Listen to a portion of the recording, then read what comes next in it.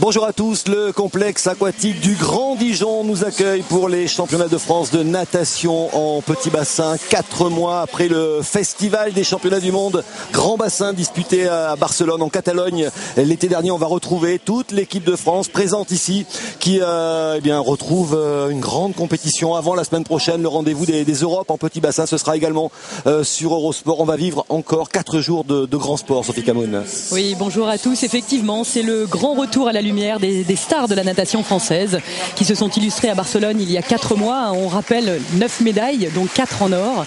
Et puis ça va être une très belle revue d'effectifs à seulement une semaine des championnats d'Europe en petit bassin, puisque cette équipe de France sera au complet pour partir au Danemark la semaine prochaine. On va avoir dès ce premier jour de grandes performances, à commencer par la finale du 100 mètres papillon. On découvre le programme de cette première journée qui va débuter dans quelques minutes par la finale du 50 mètres nage libre. Un grand favori, le champion olympique Florent Manodou, qui sera bien évidemment au départ de cette finale. Et on suivra également cette finale très attendue du 100 pape avec un Jérémy Stravius impressionnant ce matin en série. Oui, tout à fait, on s'attendait à un duel Florent Manodou-Jérémy Stravius. Ils ont tous les deux disputé les séries ce matin.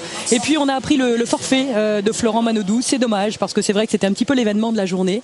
On attendait aussi ce duel. C'est ça aussi les championnats de France, des nageurs français qui sont capables d'aller s'illustrer dans d'autres disciplines, dans des disciplines qui ne sont pas forcément leur discipline de prédilection, et ça fait de beaux duels. Alors pour vivre au plus près cette compétition, ces championnats de France en petit bassin, on va retrouver comme d'habitude désormais notre duo infernal au bord du bassin, Alain Bernard et Laurie Tillman. Est-ce que vous avez bien récupéré, Alain et Laurie, de ces mondiaux en Catalogne? Oui, c'était très bien les championnats du monde. Laurie, c'était bien. C'était au top, mais vous m'avez énormément manqué, Alain, pas vous? Aussi, un petit peu. Franchement, ça fait du bien. On revient à Dijon, on est là pour vous faire suivre toutes ces émotions au bord du bassin avec Laurie. À tout de suite. On est dans les starting blocks, à tout de suite. Ah oui, on va vivre beaucoup d'émotions pendant 4 jours. La semaine prochaine, du côté d'Herning au Danemark, l'équipe de France va disputer les championnats d'Europe petit bassin. Un enchaînement de 2 compétitions de haut niveau, pas forcément évident. Oui, mais on va profiter justement du fait que les nageurs français, les nageurs sont en forme. C'est vrai que maintenant, 4 mois après les championnats du monde, les nageurs ont fait un beau cycle d'entraînement et sont normalement au top. Donc après ces championnats de France, ils vont partir tout de suite pour le Danemark, où l'équipe de France devra confirmer tout simplement son rang de meilleure nation européenne depuis maintenant de nombreuses années. Alors ces championnats de France constituent un passage obligé pour se rendre au Danemark la semaine prochaine. L'équipe de France est donc au complet ici, même si il y a quelques absents de marque. On pense bien évidemment à l'américain Yannick Aniel, qui a préféré faire l'impasse sur la saison en petit bassin. Il reste du côté des États-Unis. Il disputera notamment une compétition en Écosse, le duel in the pool, avec quelques nageurs de l'équipe de France. Absence également de Frédéric Bousquet, lui qui a quelques petits problèmes de santé, et absence également d'Amaury Levaux et William Ménard, qui eux sont un petit peu en stand-by dans leur carrière. Voilà, qui ont décidé après ces championnats du monde de Barcelone de faire un break nécessaire pour eux, à la fois physiquement et psychologiquement, et pour essayer de mieux repartir justement, parce qu'il y a encore 2 ans et demi avant Rio et la route est longue. Sophie, on va faire le point avant le lancement de cette saison 2014 avec le directeur technique national Lionel Ortère aux côtés d'Alain. Oui, avec Lionel Ortère, donc le directeur technique national de l'équipe de France. Un premier passage des troupes en revue, j'ai envie de dire, parce qu'il y a vraiment tout l'effectif ou presque qui est présent ici sur ces championnats de France à Dijon. Voilà, même si on a tendance à dire que ça reste une compétition de préparation avec les championnats d'Europe derrière, comment est-ce que tu vois ça? Mais je vois de manière très intéressée cette compétition. Effectivement, maintenant ça fait 4 mois, 5 mois que les championnats du monde sont passés, avec les succès et les joies qu'on a tous partagés. Le sport est un éternel recommencement, une autre saison, un autre objectif, les championnats d'Europe cet été à Berlin, une compétition continentale, mais qui reste malgré tout très, très relevée, très difficile. Et donc peut-être cette année, un moment important pour notre équipe nationale, une respiration, d'un ressourcement, pour l'ensemble de la natation, aussi une revue d'effectifs. Et donc dans cette compétition, de regarder non seulement le comportement des meilleurs nageurs français de l'équipe de France, mais aussi des jeunes qui sont là ici aujourd'hui et qui sont l'avenir de notre natation. Oui, on le voit justement avec ces jeunes de l'équipe de France. Il y a des finales jeunes justement qui leur sont réservées. C'est un nouveau format. Il y a aussi le format de faire des finales à 10 nageurs. C'est assez novateur. Ça on ne voyait pas avant sur les championnats de France. Mais on essaye de faire bouger les choses pour dynamiser, continuer à dynamiser les résultats que nous avons eus. Et avec en fait, effectivement nos porte-drapeaux qui sont là, qui sont très performants et qui permettent sûrement à ces jeunes cet après-midi qui ont battu des meilleures performances françaises de s'illustrer devant tout le monde. Voilà, ça se voit, ça se ressent. Est-ce qu'ils ont à cœur de faire finalement comme les têtes d'affiche de l'équipe de France, ou c'est encore un petit peu trop subtil? Non, mais quel meilleur exemple que de voir de grands champions comme tu en étais un, Alain, et dans cette compétition où je me rappelle il y a 4 ans tu as battu un record du monde, et de voir ici des records de France, des records d'Europe ou des records du monde pour ces jeunes, c'est quelque chose de très important. Bon, tant mieux. Merci beaucoup Lionel et bonne compétition. Merci Alain. Et Lionel a raison de le rappeler, Alain avait battu un record du monde du 100 mètres nage libre en petit bassin, c'était du côté d'Angers, Alain, c'est ça?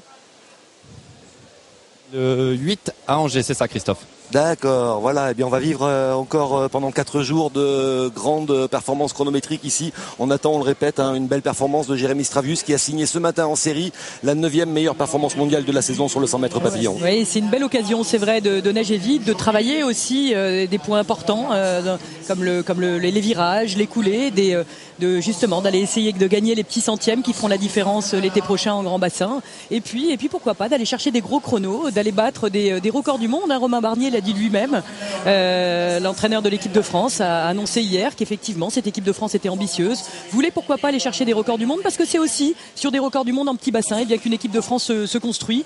On l'a vu avec Alain, on l'a vu avec Amaury Levaux, on l'a vu avec Coralie Balmy aussi en 2008, on l'a vu avec Yannick Agnel et Camille Muffat l'année dernière. Donc c'est important d'aller chercher des records du monde en petit bassin. Eh bien on va vivre tout ça dans quelques instants après une courte pause ici au complexe aquatique du Grand Dijon.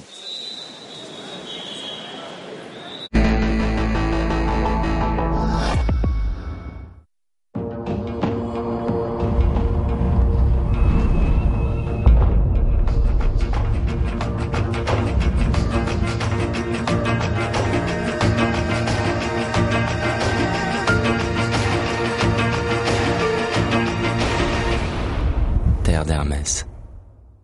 I got soul, but I'm not a soldier. I got soul, but I'm not a soldier. I got soul, but I'm not a soldier. I got soul, but I'm not a soldier. Bouygues Télécom, le plus grand réseau 4G de France. Le progrès vous appartient. Passez à la vitesse supérieure avec les coffrets 4G. Choisissez le Samsung Galaxy Note 3 avec un forfait 4G. Satisfait ou remboursé pendant 1 mois et c'est seulement chez Bouygues Télécom. C'est un outil extrêmement simple, mais aussi extrêmement puissant. Il peut être utilisé pour ébaucher un poème ou achever une symphonie. Il a été dans les salles de classe, dans les salles de réunion, même dans l'espace. Et nous sommes impatients de voir où vous l'emmènerez ensuite. Plus fin, plus léger, plus puissant. Voici l'iPad Air. Le nouvel Opel Mokka, élu 4x4 de l'année en Allemagne. Une allure racée, un caractère affirmé. L'une des plus belles voitures du moment. Pourquoi passer inaperçu? Nouvel Opel Mokka, à partir de 18 290 €.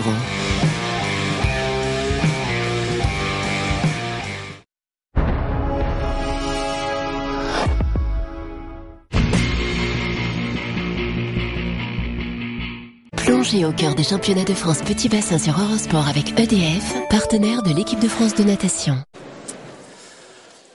De retour à Dijon avec ce magnifique complexe aquatique du Grand Dijon qui nous accueille pour 4 jours de compétition à l'occasion des championnats de France de natation en petit bassin. Et ça va démarrer très fort avec une première finale très attendue, la finale du 50 mètres nage libre messieurs, avec la présence du champion olympique Florent Manodou. Oui, Florent Manodou qui rentre tout de suite dans le vif du sujet avec l'épreuve dans laquelle il a été champion olympique.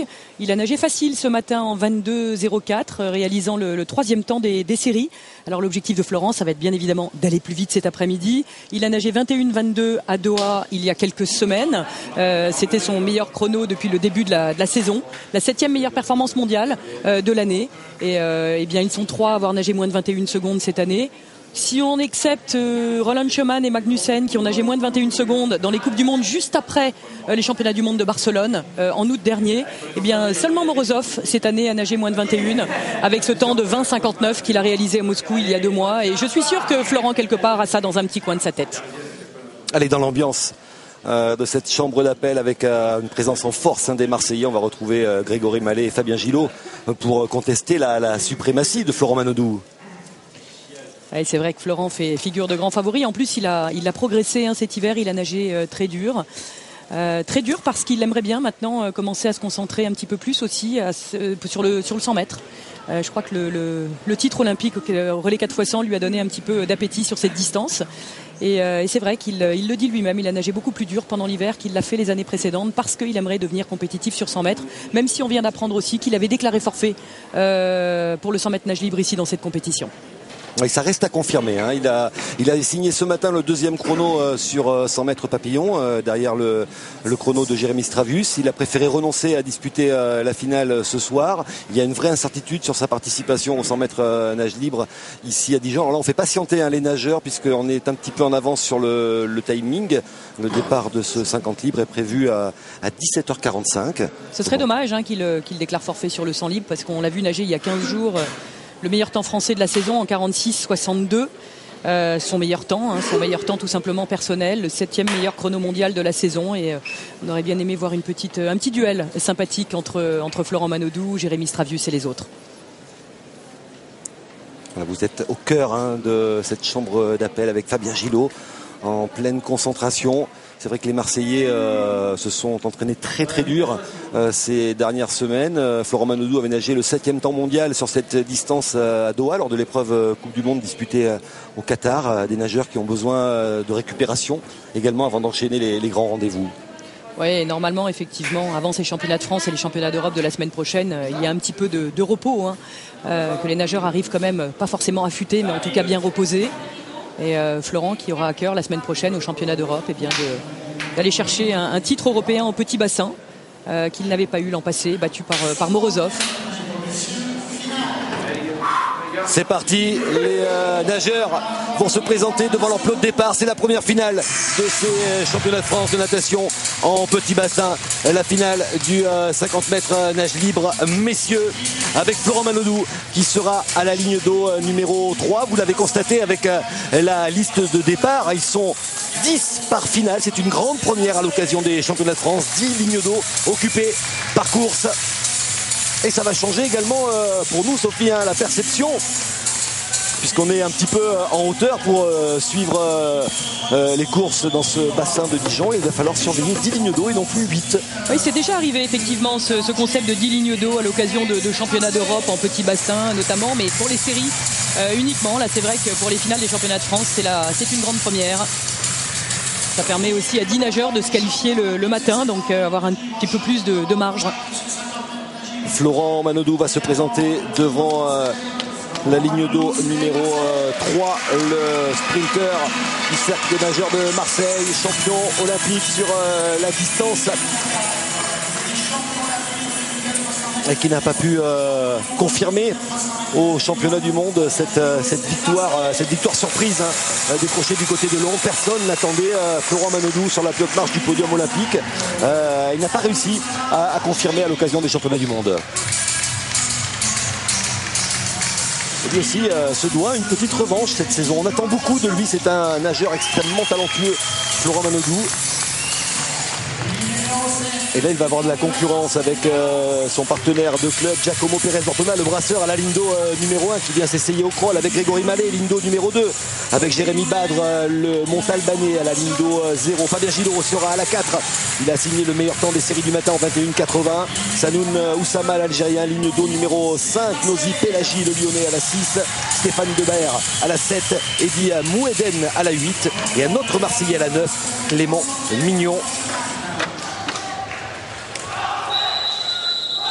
Florent Manodou va remporter le titre de champion d'Europe en petit bassin il y a près d'un an du côté de Chartres. Il avait devancé le phénomène russe Vladimir Morozov et Frédéric Bousquet.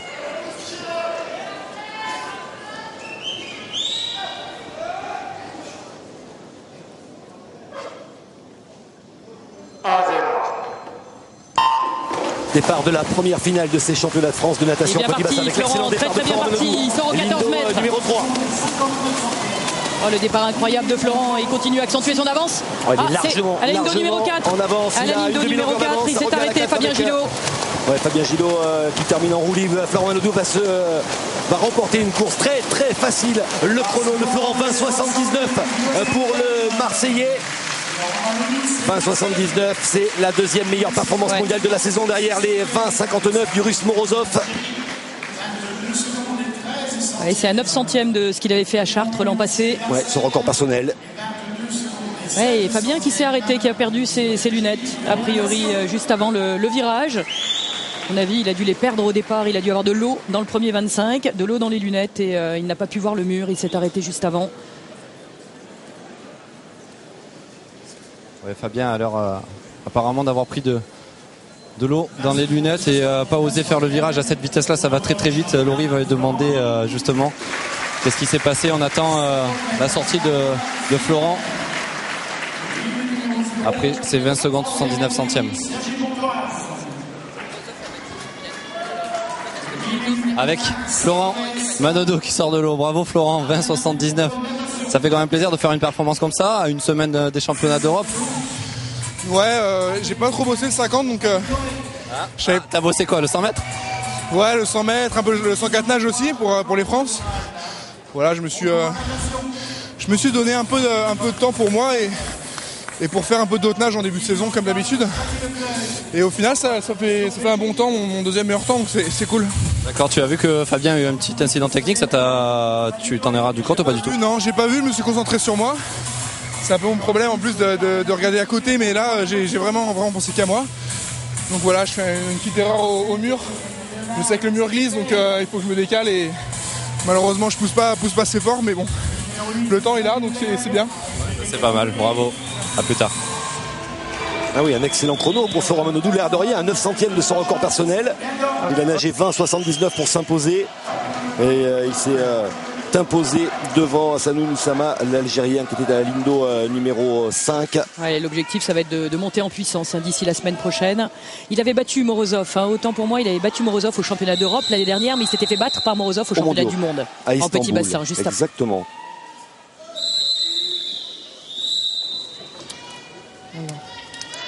Okay. Finale du 50 mètres brasse dame avec Coralie Dobral, Lindo numéro 3 qui a nagé 31,84 ce matin en série. Fanny Lecluise, la Belge, Lindo numéro 4, Coralie Dobral à la 3 et Solène Gallego, Lindo numéro 5, la Toulousaine. Deuxième temps des séries du matin, 31,59. Et Sarah Vess à la Lindo numéro 1, la nageuse d'Amiens.